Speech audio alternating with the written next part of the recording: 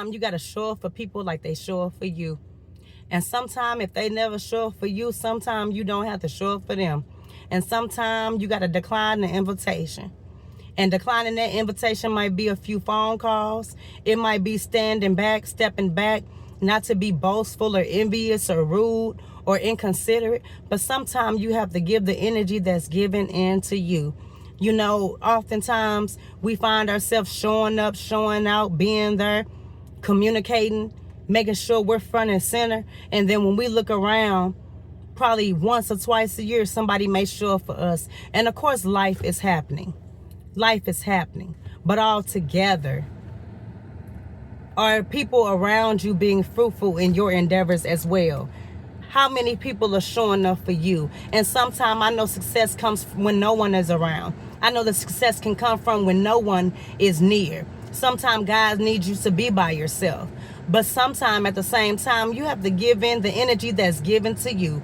You know, hey, if you're doing all the work and you're showing up and you putting your best foot forward as you should and as you should continue to do, you have to still face the reality. And sometimes the reality may be, hey, it's not a lot of people that's going to show up for you. And so sometimes you have to choose yourself. Most of the time you need to choose yourself, because you'll find yourself doing everything for someone else. And it may not turn around like that for you. And that doesn't mean deliberately be rude. That doesn't mean deliberately be spiteful or, be nasty or have a change in demeanor. It just means overall that you need to realize the energy that's being put into you. And sometimes if the energy is not being put into you, you need to kind of step back and put that energy into you instead of other people. Because other people, they're going to live their life. Yeah, life happens to all of us. But sometimes you have to look at it through a telescope, a fine lens, and really sit back and think, hey, because your health and your well-being is way more important than always being somewhere. I would want you to be well and supportive from afar than present and being there just to be nosy or being there just to be a pest or trying to count pockets or keep a tag on success that I have going on.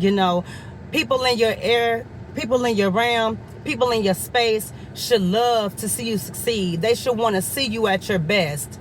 They should want to see you, in your best spiritual moments. But if they're just around to count tabs and be a little nosy and see what you got going on, not that you don't want them to be a part of it, but if their energy is off, if they're not speaking the right language and support that you need in that moment in your life, you need to kind of focus and put that energy into you. Put that energy into you. Show up when you can, do what you can, or you might need to just step back, as I said earlier in this video. Sometimes you're going to have to step back. Sometimes you're going to have to put that energy into you. All the energy that you would have put into going here or going there or checking in or checking out this or that with somebody else, you need to do that with you and your family. Put yourself first aside from God. Put yourself first.